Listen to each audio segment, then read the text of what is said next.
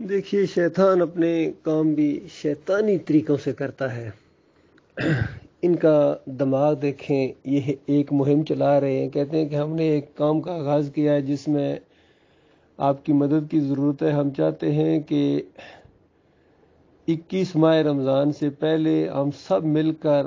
مولا علی علیہ السلام کے قاتل ابن ملجم پر کروڑوں بار لعنت بھیجیں، ہم نے آغاز کر دیا ہے۔ تو اس میسج سے اندازہ ہوتا ہے یقیناً کسی رافضی کا ہے، شیعہ کا ہے، کیونکہ وہی علی رضی اللہ تعالیٰ کو مولا سمجھتے ہیں، اللہ کے مقابلے میں ایک معبود مانتے ہیں، ان کو مشکل کشا مانتے ہیں، حاجت روا مانتے ہیں،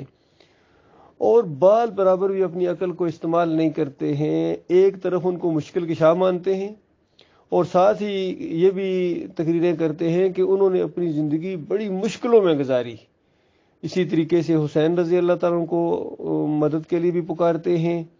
اور اگر کہا جائے کہ دیکھو حسین رضی اللہ تعالیٰ نے تو مشکل مصیبت کے وقت اللہ کے علاوہ کسی اور کو نہیں پکارا، حتیٰ کہ اپنے والد صاحب کو بھی نہیں پکارا یا علی مدد کہہ کے، وہ تو اللہ کو پکارتے رہے۔ تو کہتے ہیں نہیں بھائی، وہ تو آزمائش میں تھے، امتحان تھا ان کا، بھائی اس وقت ان کا امتحان تھا، وہ پاس ہو گئے امتحان میں، اب تمہاری باری آئی ہے میں مٹھو، تمہیں جب مشکل مصیبت آئے گی تو یہ تمہارے اوپر امتحان ہے۔ اگر تم نے یا اللہ مدد کہا، اللہ کو مدد کے لیے پکارا، تو اس میں تم کامیاب، اور اگر تم نے یا علی مدد کہا، یا رسول مدد کہا، یا حسین مدد کی پکاریں لگائیں، تو تم فیل ہو گئے ہو امتحان میں، ایمان کے امتحان میں فیل ہو گئے ہو، اور پھر تم ان کے راستے پر بھی نہیں ہو۔ یہ تو ایک پہلو ہے اس پوسٹ کے اوپر تبصرے کا۔ دوسری بات یہ ہے کہ اسی رافضی سے اگر پوچھے کوئی کہ علی رضی اللہ تعالیٰ کے قاتل کے اوپر تو تم نے مہم کا آغاز کیا ہے، لعنتیں برسانے کا، جس نے قتل کیا، تو کیا یہی لعنتیں عمر رضی اللہ تعالیٰ کے قاتل کے لیے بھی ہیں یا نہیں؟ عثمان رضی اللہ تعالیٰ کے قاتل کے لیے ہے یا نہیں؟ کیونکہ ان کے قتل کے اوپر تو تم فیروزہ پہنتے ہو، کیونکہ وہ ابو لولو فیروزہ نے مارا تھا نا عمر بن خطاب رضی اللہ تعالیٰ کو، اندازے فیروزہ اس کا نام تھا، فیروز۔ تو یہ فیروزہ، یہ جو موتی ہوتا ہے، ایک پتھر ہوتا ہے، اس کو پہنتے ہیں انگوٹھی بنا کے۔ آج جتنے شیعے ہیں، جتنے یہ انگوٹھی پہنے ہوتے ہیں، یہ عقیق اور اس طرح کی چیزیں کہتے ہیں، یہ اس خوشی میں پہنتے ہیں، فیروزہ پہنتے ہیں کہ ابو لولو فیروزہ نے امیر المومنین عمر بن خطاب کو خنجر مار کے شہید کر دیا تھا۔ تو یہ ایسے ظالم لوگ ہیں کہ ایک صحابی کو پوجتے ہیں، علی رضی اللہ کو پوجتے ہیں، تب ان کے اوپر اللہ کی لعنتیں پڑتی ہیں، اور دوسری طرف ان سے جو زیادہ درجے والے صحابی تھے، عمر بن خطاب اور ابو بکر صدیق، ان سے بھی زیادہ درجے والے، ان کے اوپر یہ لعنتیں بھیجتے ہیں بے ایمان، تو اس وجہ سے پھر ان کے اوپر لعنتیں پڑتی ہیں۔ تو ہر وقت ان رافضیوں کے اوپر، ان مشرکوں کے اوپر، ان مسلک پرستوں کے اوپر، بریلویوں، دیوبندیوں اور یہ شیعوں اور قادیانیوں کے اوپر ہر وقت اللہ کی لعنتوں کی ایک بارش ہو رہی ہوتی ہے، اور خاص کر ان کے اکابرین کے اوپر، کیونکہ اللہ تعالیٰ نے ایسے لوگوں کے اوپر اپنی لعنت بھیجی ہے کہ جو حق اور باطل کو آپس میں ملائیں اور حق کو چھپائیں اور شرک کے دائی بنے، طاغوت بنے، جو ان کے اوپر اللہ کی لعنت، اللہ کے تمام فرشتوں کی لعنت، اور تمام لعنت کرنے والوں کی لعنت، انسانوں کی لعنت، تمام انسانوں کی لعنت۔ تمام انسانوں کی لعنت کس طریقے سے؟ ظاہری بات ہے انسانوں میں مومن بھی گزرے ہیں اور کافر بھی گزرے ہیں۔ مومنوں کی لعنت تو بالکل سمجھ میں آتی ہے کہ ظاہری بات ہے جس پر اللہ لعنت بھیجے، فرشتے لعنت بھیجیں، تو مومن کیوں نہیں لعنت بھیجیں گے؟ تو کافروں مشرکوں کی لعنت اس طریقے سے پڑے گی، کل جب قیامت کے دن جب یہ جلیں گے پیچھے چلنے والے، یہ ان کے مرید، ان کے ووٹر اور ان کے سارے حمایتی اور ان کے ورکر جب جلیں گے جہنم کی آگ کے اندر، تو یہ اپنے لیڈروں کے اوپر لعنت بھیجیں گے کہ بے ایمانوں، اگر تم نہ ہوتے تو ہم آج مومن ہوتے، یا اللہ ان کے اوپر لعنتوں کے انبار بھیج، اس طرح وہ وہاں ان کے اوپر لعنت بھیجیں گے۔ ہر طرف سے لعنت انہی کے اوپر پڑ رہی ہوگی، کیونکہ انہوں نے ایمان کے ساتھ ایسا قدر کیا ہے۔ باقی مخلص مومن تو ظاہری بات ہے سارے صحابہ سے محبت کرتے ہیں، ابو بکر صدیق سے سب سے زیادہ محبت ہے صحابہ کے اندر، پھر عمر بن خطاب سے، پھر عثمان رضی اللہ تعالیٰ سے، پھر سارے صحابہ سے محبت ہے۔ صحابہ کی جو محبت ہے وہ ہمارے ایمان کا حصہ ہے۔ جو صحابہ کے بارے میں بال برابر بھی بغض رکھتا ہے کسی صحابی کے بارے میں، وہ معاویہ رضی اللہ تعالیٰ عنہ ہوں، وہ طلحہ رضی اللہ تعالیٰ، کوئی بھی ہوں یا ان کے بیٹے ہوں، تو بتائیے جس کے اندر ذرا بھی بغض ہے صحابہ کے لیے، تابعین کے لیے، تبع تابعین کے لیے بغض ہے، تو یقین کیجئے یہ اس کا جو بغض ہے نا وہ ایمان کی وجہ سے ہے۔ یہ نبی علیہ السلام کے ساتھ بغض ہے گویا، اور نبی علیہ السلام کے ساتھ جو بغض رکھتا ہے یہ اللہ کی وجہ سے ہے۔ تو اس طریقے سے جن کے دماغوں کے اندر یہ بغض ہو اللہ کے لیے، نبی صلی اللہ علیہ وآلہ وسلم کے لیے، صحابہ اکرام کے لیے، تو ایسے کافروں کا ٹھکانہ تو اللہ نے جہنم ہی رکھا ہوا ہے نا، اور کہاں یہ جائیں گے۔ تو یہ بڑا ایک عجیب معاملہ اس قوم کے اندر ہو گیا ہے کہ جن لوگوں نے تلواروں کی چھاؤں کے نیچے اپنی زندگیاں بسر کی، ایسی قربانیاں دی ہیں، ذرا دے کے دکھاؤ نا۔ باقی اپنے آپ کو مارنا پیٹنا، گھوڑے کے پیشاب پینا اور گائے کی پوجا کرنا، جس طرح یہ کر رہے، کوئی گائے کے پجاری بن گئے، کوئی بتوں کے پجاری بن گئے، کوئی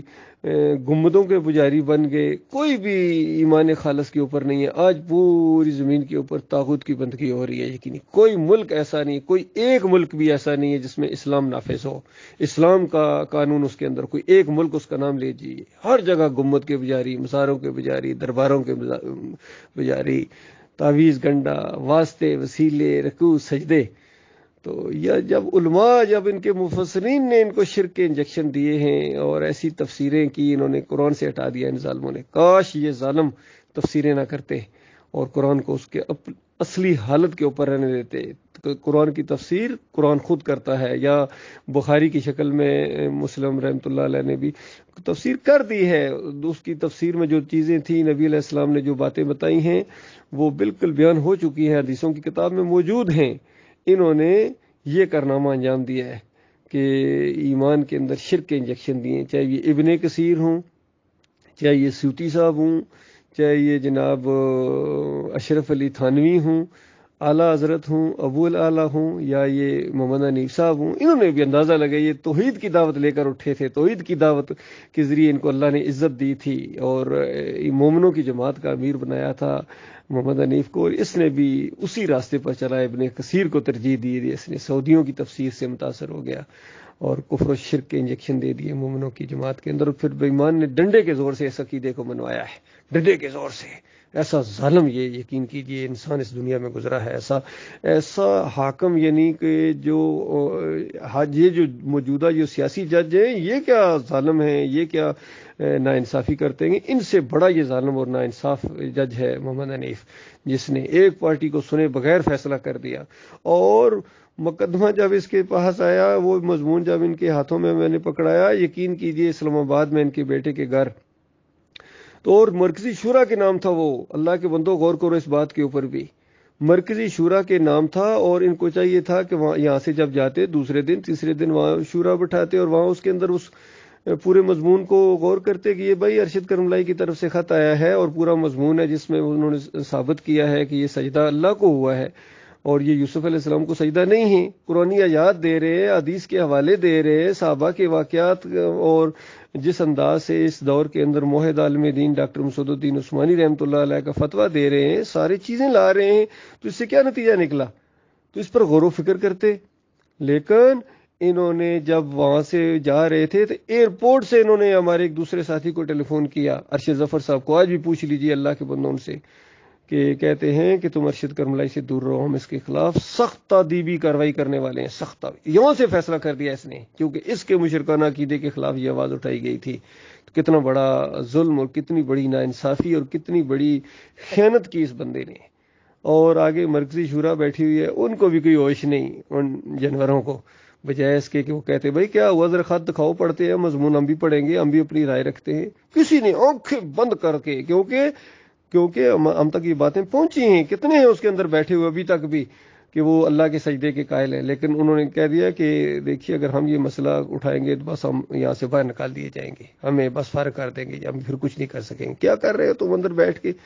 یعنی تمہیں جنت میں جانا منظور نہیں ہے، تمہیں اس شورا کے اندر بیٹھنا زیادہ منظور ہے چند دنوں کا۔ یہ اسلم صاحب خاص کر ان کا بھی عقیدہ یہی کہ اللہ کو سجدہ، لیکن نہیں ہوں، وہ اسی کو گما پھرا کے بات کرتے ہیں۔ محمد حنیف کی خوشنودی کے لیے قاری خلیل الرحمان کا یہی مسئلہ ہے، عبداللہ عمر کا یہی مسئلہ ہے، سارے منور سلطان سب دم دبا کے بیٹھے ہوئے ہیں لومڑی کی طرح۔ تو یہ اصل میں جہاں مردوں کا دین ہے بھائی، دین اسلام، ایمان خالص جہاں مردوں کا کام ہے، جن کے اندر اتنا حوصلہ ہو، طاغوت کو للکارنے کی ضرورت ہو جن کے اندر، اور وہ کسی چیز کی پرواہ نہ کرے، وہ اس چیز کی پرواہ نہ کرے کہ کل ہمارے جنازے کون پڑے گا، وہ پڑھے یا نہ پڑھے، ہم نے تو اللہ کے دین کو لے کر اٹھنا ہے، توحید کی دعوت اٹھانی ہے۔ نبی علیہ السلام نے جس انداز سے دعوت اٹھائی تھی، صحابہ کرام نے جس انداز سے دعوت اٹھائی تھی، اور اس دور کے اندر مرد مجاہد ڈاکٹر مسعود الدین عثمانی رحمۃ اللہ علیہ نے جس انداز سے توحید کی دعوت اٹھائی ہے، رد شرک کیا، سارے فرقوں کا